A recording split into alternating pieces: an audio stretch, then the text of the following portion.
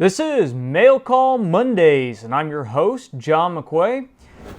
Well, hopefully you guys have taken a look at the GoPro videos that we put up on the web right before we've uploaded this.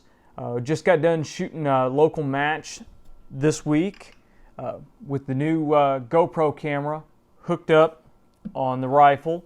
And got some pretty interesting results with that, so we're really looking forward to doing some more work with it and seeing what kind of footage we get with camera actually strapped onto the rifle. If you haven't seen the video, go ahead and check it out. It's pretty interesting. It gives you a real interesting point of view. It's not something I want to sit down and watch 2 hours of things moving around and a rifle stationary, but I think it's a really interesting point of view. We also got some footage with the camera strapped on my head, but unfortunately I didn't realize what kind of battery life we had on this thing, so I didn't get as much footage as I had really hoped. Also, I want to thank you for the comments that you guys have given us on the new intro. I wanted something that matched a little bit more of the feel of the show. So many of these shows out here you look at and they have these crazy sci-fi looking intros, and I wanted something that was a little bit more towards our character. Well, we're running on a compressed time frame today, so I'm going to go ahead and roll into our questions. Our first question, actually all of our questions, come off of YouTube for this episode. We're starting to get more and more questions from different angles, but I want to kind of concentrate on our YouTube viewership. First question is by Spied4R. Do you add any oil or solvent to your Boresnake step? He's talking about when I did the cleaning video last week. I talked about post-firing at the range, I'll drag a Boresnake through the bore on my rifle. I do not add anything to it. I just run a dry Boresnake through, and it's only one pass. I'm just trying to knock the junk out. If you put oil on the Boresnake, then you're going to leave contaminants in the barrel. I don't like leaving oil or any kind of solvents or anything in the barrel. I just want to get that dust, that dry carbon knocked out of the barrel. Additionally, if you leave it dry, it's easier to shake excess carbon and stuff out of the Boresnake, and you don't get flack from your significant other if you happen to toss it in the washing machine to clean it out. JG7541 asks, do you find it necessary to clean the trigger group on your bolt guns? If so, what's the best way and what cleaning supplies would you use? Cleaning the trigger group on a Remington is incredibly easy. All you do is you remove the barrel to action from the stock, you remove the bolt, and get you some Zippo lighter fluid and just spray Zippo lighter fluid down through the trigger group, let it run through and flush any debris or oil or gunk out. Afterwards, you can take compressed air or one of the cans little keyboard cleaner and blow out the trigger group. Allow that lighter fluid to dry and evaporate, and your trigger group is now clean and as lubricated as you want it to be. You don't want to put any oil on that trigger group. That's the best way I've found. I suggest Zippo fluid because Zippo lighter fluid tends to be a little bit higher quality. There's some really cheap low-grade stuff out there that may leave a varnish or leave some nastiness inside your trigger group. So I suggest using the Zippo fluid. As far as the frequency of it, I really only do it about once a year during annual inspections, or if the weapon gets really wet or really dirty, then it may be a good idea to take it out of stock. But if you're just shooting on weekend range trips and that kind of thing, you shouldn't have to clean that trigger group any more than once a year at the most. And even then, you may be able to go a ways without messing with it. However, if you have any problems with the trigger group, I'd clean it first before messing with any of the adjustments. JM Murdy asks, do you ride/squeeze the trigger as you lower the bolt to take off spring tension when storing the weapon for long-term purpose? No, I do not. I've talked to quite a few engineers about spring longevity and tension and whatnot. Springs wear out from use, from the compression and expansion repeated over time. They do not wear out because they remain in a compressed state. They don't wear out because they remain in a relaxed state. So I don't find the need to drop the firing pin on a bolt gun before I put it away. I most definitely don't see the need to ride the bolt down. If you want to leave the spring in a relaxed state, then just make sure the weapon's clear, close the bolt, pull the trigger to drop it. Dropping the trigger on an empty chamber is not going to hurt anything at all. I generally just clear the weapon, make sure it's clear, close the bolt, and put it away. I don't drop the bolt or drop the firing pin on my rifles when I store them for long term. When they're traveling, usually the bolt is removed from them, and I don't go through any great measures to make sure that the firing pin spring is relaxed when the bolt's out of the weapon either. Mr. Asenstrom, hope I pronounced that correct, said, what do you think of the Otis cleaning kits? Well, the Otis cleaning kits with the spiral cable, they've got their place. I keep one in my pack as a good field cleaning kit if for some reason I need to punch the bore or do any other field maintenance. It's got all the stuff that I need to take care of that. However, I would not use it for regular maintenance. I much prefer the one-piece rods that we talked about in the cleaning episode. They're just easier to work with, and there's less chance of harm to the rifle. The Otis kits have been used by military for quite some time, and they work. There's really nothing wrong with them. I just prefer to use a one-piece cleaning rod for regular cleaning. Patakula asks, is it okay to use something like old 100% cotton t-shirts for making those patches? Thanks for the great video again. 100% cotton t-shirt is just fine for making patches for cleaning. However, I get cleaning patches in the big old bags from Brownells, and I would say that if you compare the two, they're probably quite a bit less expensive than t-shirts. If you got a bunch of old t-shirts laying around, feel free to cut them up. The only thing I caution you is to make sure that there's no grit or anything embedded into the shirt. And I definitely would not use any t-shirts with any kind of silk screening or printing on it. That could cause you problems and get you some bad reactions with some solvents. So if you want to cut up an old white t-shirt, go right at it. It'll be just fine for cleaning. Colorado Shooting asks, what reticle or dial or method do you recommend for non-professional shooters to engage unknown distance targets quickly when operating solo? I'm 5 times more effective with a spotter, but when I hunt in the mountains, I'm alone and range cards take time and take my eyes off the animal. I think this may be what's driving the popularity of the ballistic drop reticles, despite their shortcomings. They let you stay behind the rifle. What do you think? Well, the reticle and turret option that I would recommend to a non-professional shooter is actually the same one I would recommend to a professional shooter, and that would be a mill-based reticle, preferably with the Christmas tree type hold points coming off the bottom of the reticle. I would also recommend turrets in 1/10 mil increments. The reason being, even with the ballistic drop reticles, you still have to have an idea of where it's going to hit. You still have to somehow figure out what the range of the animal is. I find it much simpler just to tape a drop chart onto your stock or inside the back of your scope cap. And if you're hunting or you're doing any kind of long range unknown distance shooting, get a laser rangefinder.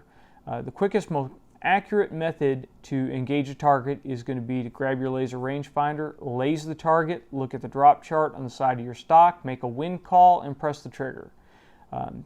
That really is the bare minimum of what you're going to need to do to figure out how to hit the target. When you're talking about hunting, your vital zone that you're trying to engage is a whole lot larger than some of the targets that we run in tactical matches. So I don't think I'd be real worried about punching in exact environmental changes. I'd set up a ballistic chart for the area that you're working in, tape that to the stock, and then drive on with that. I really don't like ballistic reticles. I don't find many combinations of bullets and rifles that they match up well with. You're always having to make adjustments. You're going to have to be over at this point, under at this point. So I still don't think they're a good option. I think a mill-based reticle and a drop chart is going to get you what you need. So give that a try.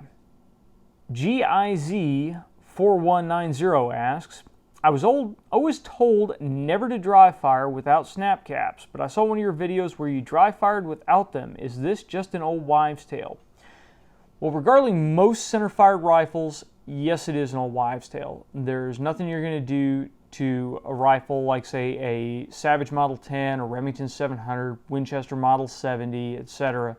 There's nothing you're going to do to this rifle by pulling the trigger on an empty chamber that you don't do pulling the trigger on a loaded chamber. The firing pin is not going to be damaged. It's not going to cause damage to the back of the breech face or anything of that nature. There are factory defects every now and again where the breech face is actually too thin. We've seen them crack, but it's very, very, very seldom, and it's because of a defect in the system. A properly made rifle will not have any issues with the firing pin hitting on an empty chamber. Snap caps, I get a lot of questions about snap caps.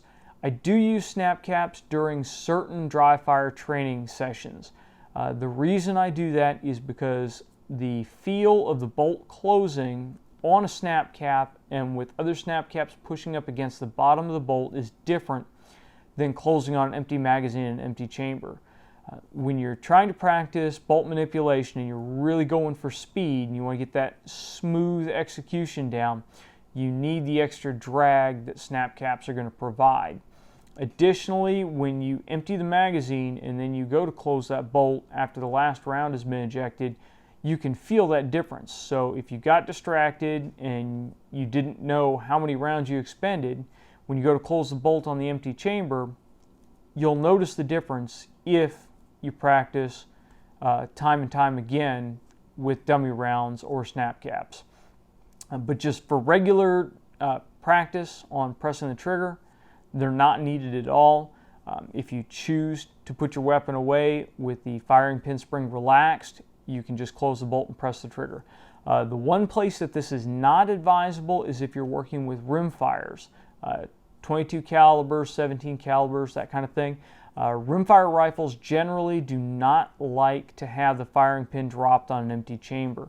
When you do this, the firing pin ends up smacking in to the rear of the barrel, the edge of your chamber. It can raise burrs that then cause problems with chambering. It can also damage the firing pin. So if it's a rimfire, unless the manufacturer specifically says it's okay to dry fire, do not dry fire a rimfire rifle. 22 ammo is cheap. If you really need to dry fire a 22, then save some of your spent 22 casings and put the spent 22 into the chamber, and you can fire on that and rotate it about a quarter turn every time you fire. If you leave it in one spot and you dry fire 10 times on it, then it's actually going to peen that case into the chamber and you're going to have to get a rod and knock that out. Unfortunately, I actually know that by personal experience, so don't dry fire more than a couple of times on each spent 22 casing. 22 casings, spent 22 casings are not my preferred method to dry fire on a 22, just basically because they look exactly like a live round, and I really don't like dropping the trigger on anything that appears to be a live round when I don't want that rifle to go bang. However, I do not have any experience with any of the rimfire snap caps out there, so I don't know how well they work or if they're going to end up getting worn out over time. If any of you guys have had any experience with the 22 snap caps, please let me know. Tell me what brand you use and I'll be happy to go check them out. Well, I know this is kind of a short Mail Call Mondays. We're really crunched for time because of my work schedule and because of the match that I shot earlier today. However, I'm going to do my best to get this out to you on time so you guys can watch it bright and early Monday morning. If you notice that the view is a little bit different from where you're sitting, we're actually running a different camera for this episode. Usually we run a Canon 60D DSLR and we record the show on that. However, I'm trying out a new Sony camcorder. It's new to me. It's actually a couple-year-old model, but it's a Sony HDR SR11. And the benefits to it is it's a little bit easier to control. I have a nice nifty remote control here to take care of the functions of the camcorder. And also it seems to record in a format that is much more computer friendly. It takes a whole lot less time for me to offload this, edit it, and then render the footage than with the Canons. I think the Canon gives a prettier picture, but I think the Sony camcorder here is going to get the job done. Leave your comments in the comment section below and let me know what you think about it. If we get a lot of people that just really don't like it, then I may switch back and go back to using the Canon. Don't worry, we will still be using the Canon for our reviews and for some of our tech videos. The picture the Canon gives is just so much more superior to the Sony. I don't know if more superior is the best way to put it.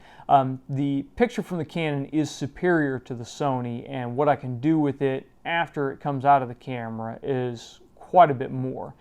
However, with the footage coming off the Sony, we really want to get it into the computer, get it edited, and get it slammed out as quickly as possible to be able to give me a little bit more time with these episodes instead of just rushing time after time after time to get it put out. As always, leave your comments and questions in the comments section below. We can't do the show without comments and questions from you. I appreciate all the input and all the compliments we've gotten on the show. If you like this episode, please click that little thumbs up button below. More likes helps us rise in the search rankings. If you dislike this episode, please leave a comment and tell me why. Also, you can send us your questions on Facebook and Twitter. I read all the comments, all the Facebook questions, and all the Twitter questions that you send in. Even if I don't get to one of your questions, I have read it. Lastly, we're a couple of episodes into this thing now, so I would really appreciate if you got a question for me, please make sure that you've gone back and looked at some of the earlier episodes. We're starting to get a lot of repeat questions of stuff that I've answered on other Mail Call Monday episodes. So go back through the video archives here and take a look at all the different episodes. There's some really good information in there, and it either may answer your question or may give you another question to ask.